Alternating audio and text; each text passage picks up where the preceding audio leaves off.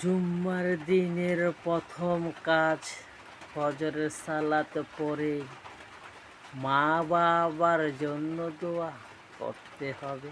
কবরের পাশে জনম দুঃখিনী মা বাবা শুয়ে আছে কবরে একা, চাইলে কি আর পাবে কোনোদিন তাদের দেখা? বছরের পর বছর চলে যায়, দেখি না তাদের মুখ। মা বাবার কথা মনে পড়ে, জলে ভরে যায় বুক। বছরে একবার মনে করি মৃত্যুবার্ষিকীর সময়, এর আগে তাদের খবর কে বা বলো লয়। জুম্মার আজ পবিত্র দিন, দোয়া করো মন খুলে।